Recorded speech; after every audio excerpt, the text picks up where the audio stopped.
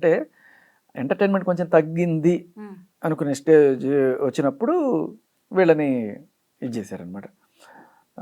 నేనున్న టైంలో సరదాగా జోకులు వేసుకుంటూ బాగానే తీసుకెళ్ళాను. నేను కొంత ఒక 2 వారాలు మంచి మంచి జోకులు వేసి జనాలు టార్చర్ కూడా చేశాను. బాగానే బయటకు వచ్చిన తర్వాత వైరల్ కూడా సో నేనున్న టైంలో ఆ జోకులు అవన్నీ ఉన్నాయి. నేను వెళ్ళిపోయిన తర్వాత అప్పుడు నాగార్జున గారు కూడా అన్నారు, సీత ఏడుస్తుంటే ఏంటి శేఖర్ భాష వెళ్ళిపోతే నవ్వులు వెళ్ళిపోతాయి ఏడుస్తున్నావు అన్నారు. So that's an honour. ఆ 2 వారాలు ఎంటర్టైన్మెంట్ తర్వాత ఒక 2 వారాలు మంచి ఎమోషనల్ డ్రామా నడిచింది. తర్వాత మళ్ళీ అగైన్ ఎంటర్టైన్మెంట్. అలాగే మనం ఇక్కడ పృథ్వీ అలాగే విష్ణుప్రియ లవ్ స్టోరీ గురించి కూడా మాట్లాడుకోవాలి. అదంతా నిజమేనా? ముఖ్యంగా ఏంటంటే అసలు ఎన్ని రోజులు విష్ణుప్రియ అనే అమ్మాయి చాలా స్ట్రాంగ్ క్యాండిడేట్ అనుకున్నాం, కానీ అక్కడ చూసినప్పుడు అబ్బా అతను వెనక పడడం, ఎందుకు ఇలా విష్ణుప్రియ చేస్తోంది, అక్కడికి లోపలికి వెళ్ళిన వాళ్ళు కూడా కొంతమంది ఆమెకి హింట్స్ ఇచ్చారు. అయినా కానీ బయటకు వచ్చిన తర్వాత ఏదో హార్మోనల్ ఇంబ్యాలెన్స్ అది ఇదని తను కవరింగ్ ఏదో చేస్తుంది. దీని మీద అసలు విష్ణుప్రియని నేను ఎల్కేజీ అమ్మాయి దాకా చూస్తాను నేను. అవునా? అంతే, అంత ప్యూర్, అంత అంటే వాళ్ళకి ఏం తెలుస్తుంది, అలాగే ఉంటుంది అమ్మాయి. మనిషే అంత నచ్చితే నచ్చాడు. ఇంకా అమ్మ వాళ్ళేమనుకుంటారు వీళ్ళేమనుకుంటారు ఏమీ ఉండదు. తప్ప రైటా ఏమీ లేదు, అస్సలు ఏం లేదు. అలాంటి మనుషులు లైఫ్లో చూడాల. Just as pure as water, అంతే. అంతే, తనకి నచ్చింది, నిజంగానే నచ్చింది కాబట్టి తను అలా చేసింది.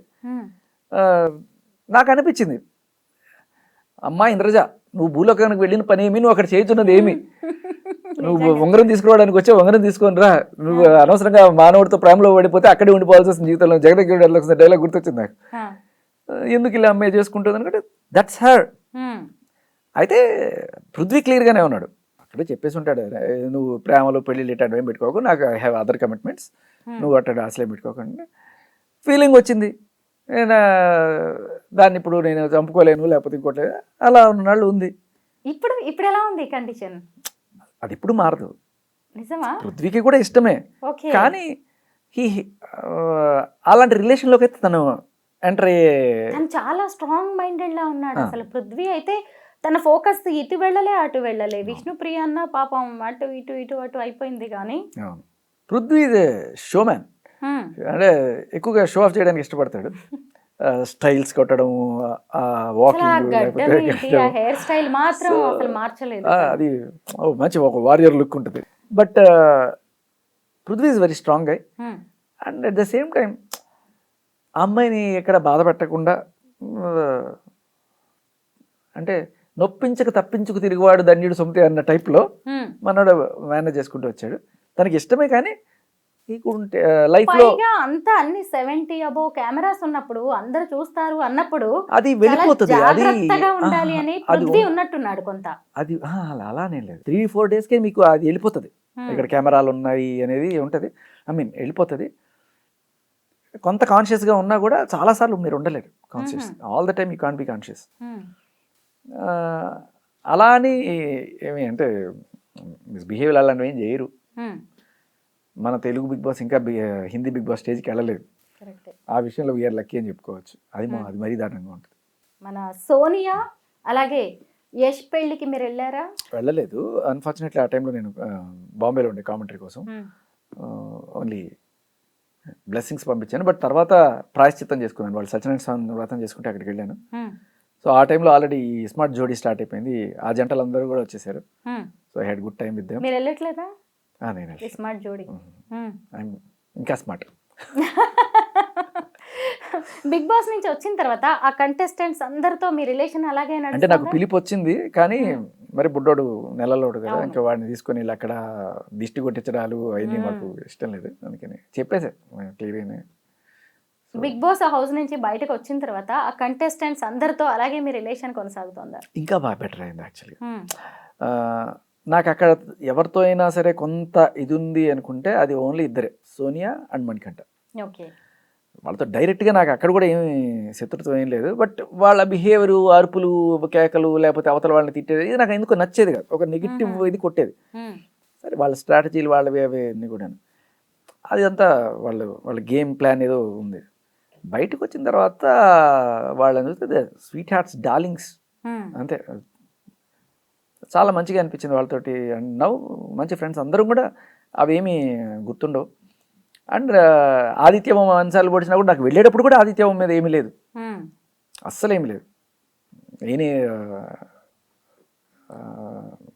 మంచి ఫ్రెండ్లీగానే ఉండేవాళ్ళం, అలాగే బయటకు వచ్చాం. ఇంకా నబీల్, నేను యాక్చువల్ అక్కడ బెస్ట్ ఫ్రెండ్ ఎవరైనా ఉన్నారంటే నాకు నబీల్, ప్రేరణ, వీళ్ళతోనే ఎక్కువగా నేను మాట్లాడుకుంటూ ఉండే.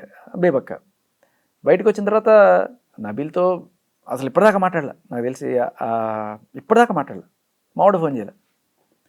ఇన్ఫ్యాక్ట్ ఇంకా మణికంఠతో సోనియాతో వీళ్ళతో ఎక్కువ టచ్లో ఉన్నా. ఓడలు బళ్ళు అవుతాయి, బళ్ళు ఓడలు అవుతాయి అంటారు చూడండి, ఆ టైప్లో.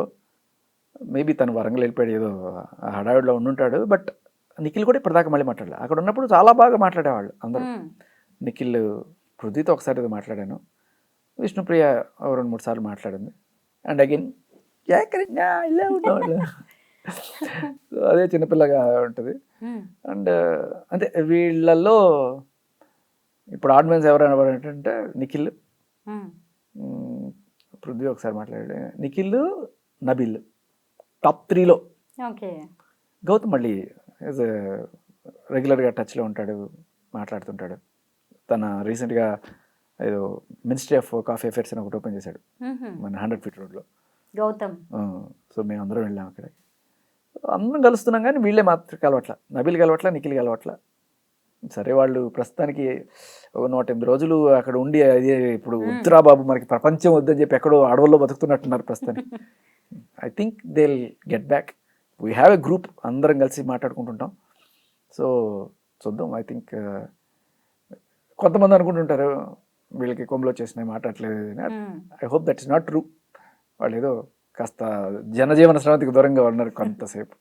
బిగ్ బాస్ హౌస్ లోకి ఎంట్రీ కోసమే మీరు లావణ్య, రాజ్, తరుణ్ ఎపిసోడ్ లోకి వచ్చారు అని చెప్పి అప్పట్లో చాలా విమర్శలు వచ్చాయి. అయితే ఆ తర్వాత ఆ కేసులన్నీ ఏమయ్యాయి? రాజ్, తరుణ్ మీతో టచ్ లో ఉన్నాడా? టచ్లో ఉన్నారు. అండ్ ఏ కేసు అయినమ్మా ఎఫ్ఐఆర్ నుంచి బెయిల్ వచ్చేదాకే, ఆ తర్వాత అది ఏమైందో ఎవడో కూడా పట్టించుకోడు. మీడియా చేసే హడావిడైనా అప్పటిదాకానే ఉంటుంది. ఎన్ని కేసులు, కొన్ని లక్షల కేసులు పెండింగ్లో ఉన్నాయి. అవి నడుస్తుంటే 1 సంవత్సరం, 2 ఏళ్ళు, 3 ఏళ్ళు నడుస్తుంటే, కొన్ని కోర్టులు కూడా ఛార్జ్ షీట్ అయిన తర్వాత అక్కడే డిశ్చార్జ్ పిటిషన్ వేసుకొని కొన్ని క్వాష్లు అయిపోయి వెళ్ళిపోతుంటాయి. సో అవి పెద్ద పట్టించుకోరు. బట్ ఏమవుతాయి అనేది మనం ప్రిడిక్ట్ చేయొచ్చు. 97% of these cases are false cases. కొంత హడావిడి చేయడానికి పనికి వస్తుంది. ఆ టైంలో వీళ్ళ దగ్గర నుంచి డబ్బులు పొందడానికి, ఎక్స్టార్షన్కి ఇలాంటి వాళ్ళు వాడుకుంటుంటారు. కొంతమంది పోలీసులు వాడుకుంటుంటారు, కొంతమంది అమ్మాయిలు వాడుకుంటుంటారు. బట్ అల్టిమేట్లీ కోర్టుకు వచ్చిన తర్వాత ఇవి ఏమీ చల్లవు, సాక్ష్యాలు ఉండవు, ఏమీ ఉండవు, అన్నీ వీగిపోతాయి. 97 ఇంకా 99% చెప్పాలంటే అన్ని కేసులు ఇదైపోతాయి, వీగిపోతాయి. హర్ష సాయి కేసులో మీరు అరెస్ట్ అయ్యే వరకు కూడా పరిస్థితి వచ్చింది. స్టేషన్ బెయిల్ కూడా తీసుకున్నారు మీరు. అయినా సరే ఇలాగా కాంట్రవర్సీస్ వచ్చినప్పుడు మాట్లాడడం ఆపరా? అది ఏంట అంటే, ఒక మీడియాలో ఉన్న వ్యక్తిగా మన దగ్గరికి ఏదైనా ఇన్ఫర్మేషన్ వచ్చినప్పుడు అవతల ఒక తప్పు జరుగుతోంది సమాజంలో, ఒక మనిషి సంఘ విద్రోహ కార్యకలాపాలు ఏమైనా చేస్తారు, కొంతమంది డ్రగ్స్ అమ్ముతున్నారు అనుకోండి, నిజంగా డ్రగ్ పెడ్లర్గా ఉన్నప్పుడు అది బయట పెట్టాలా వద్దా? చెప్పెట్టాలి. అలాగే పింపు పనులు చేస్తూ రాజకీయ నాయకులకి అమ్మాయిలని సప్లై చేస్తున్నారు అని చెప్పే విషయం మన దగ్గరికి వచ్చింది, అది మనం బయట పెట్టాలా వద్దా? సో అమ్మాయి కాబట్టి వెళ్ళి కేసు పెడితే ఆ అమ్మాయి గురించి ఏం మాట్లాడకూడదు, మాట్లాడితే మిమ్మల్ని లోపలేస్తాం, ఇది ఎక్కడి న్యాయం? అమ్మాయి కాబట్టి ఎట్టండి డ్రగ్స్ అయినా అమ్ముకోవచ్చు, లేకపోతే ఇవన్నీ చేయొచ్చు. ఇప్పుడు ఇవన్నీ ఎవరో అన్న ఆరోపణలు తీసుకొచ్చి నేను చెప్పట్లా, ఫస్ట్ పర్సన్ వాళ్ళే వాళ్ళ మాటల్లో చెప్తున్న మాటలు.